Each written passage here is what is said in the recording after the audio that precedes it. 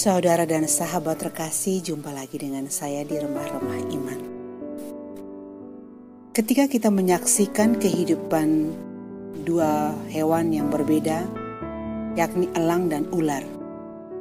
Elang, zona nyamannya adalah udara karena dia berterbang dan dia mempunyai kekuatan yang hebat di udara. Sementara ular, dia mempunyai zona nyamannya adalah di tanah. Itu adalah wilayah kekuasaannya. Pada suatu ketika elang terbang rendah dan akhirnya hinggap di bumi. Ketika dia hinggap di bumi, ular dengan sigapnya menghampiri dia dan segera melilitkan dirinya pada kaki elang dan kepalanya siap mematuk si elang. Pada saat itu elang tidak mempunyai kekuatan apa-apa untuk melawan. Oleh karena itu, elang terbang tinggi dan ular itu tentu bersama dia. Semakin tinggi, ular itu tak berdaya. Ular itu tidak mempunyai kekuatan, tidak berguna, lemah, rentan, dan nyaris mati. Hal ini disebabkan oleh kekuatan yang ada tetapi tidak pada tempatnya. Ular hanya bisa kuat dan semakin mematikan apabila dia ada di tanah. Sementara elang semakin gagah perkasa ketika dia ada di udara. Ketika merenungkan gambaran ini, peristiwa ini, saya sampai kepada sebuah pencerahan, juga sebuah kesadaran baru. Kesadaran yang pertama adalah kita menyadari bahwa setiap kita memiliki kekuatan yang berbeda sesuai dengan profesi kita atau porsi kita masing-masing.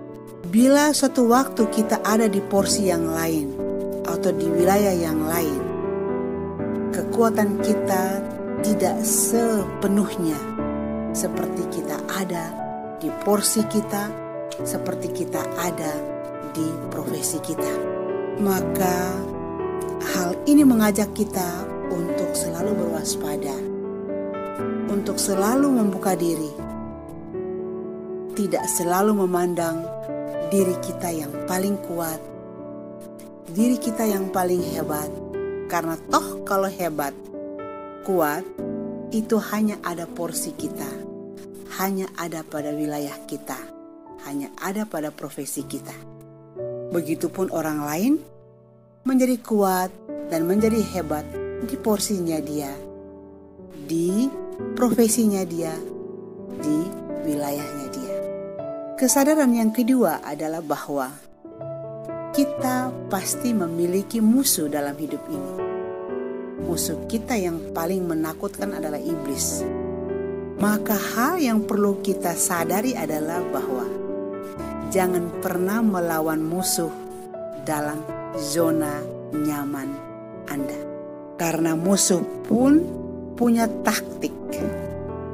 Musuh pun punya kelihayan, karena dia juga mempunyai kekuatan yang bila kita tidak lebih kuat dari dia, maka kita akan terseret, kita akan terjebak di dalam wilayahnya dia, dan di sana kita menjadi sangat tidak berguna, tidak memiliki kekuatan, kita rentan, lemah, tak berdaya, dan tentu kita ada di dalam kekuasaan musuh.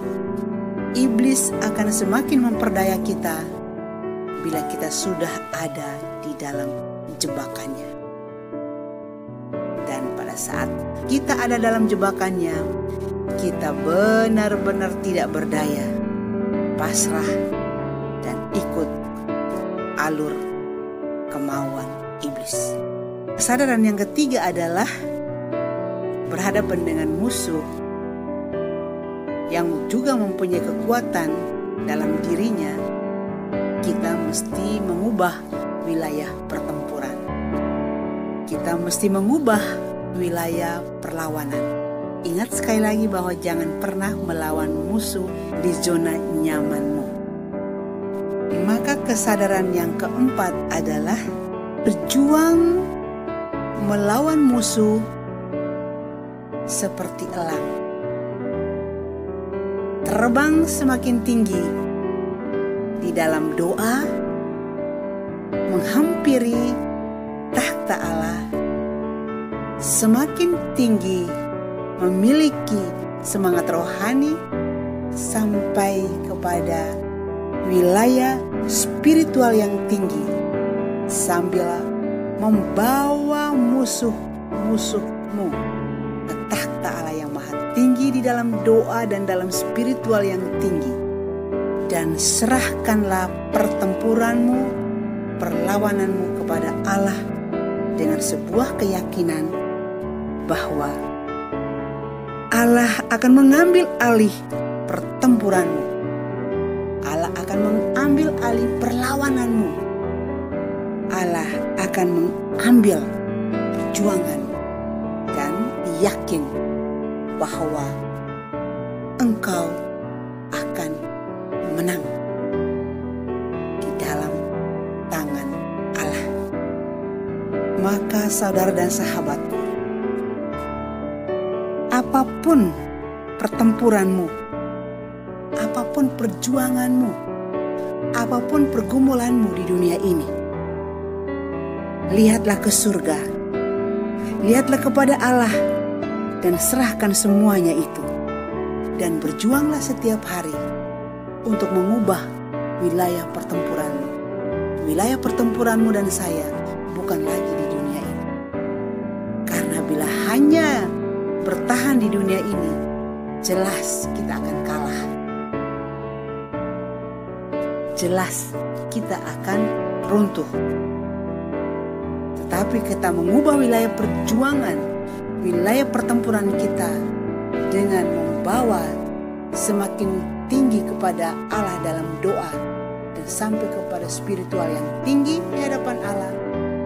Percaya, Allah dalam kuasanya dan dalam belas kasihnya kepada kita yang telah menyerahkan semua ini kepada Allah, kita akan menang. Semoga permenungan saya ini menjadi inspirasi dan motivasi bagi saudara dan sahabatku. Tuhan Yesus memberkati. Terima kasih.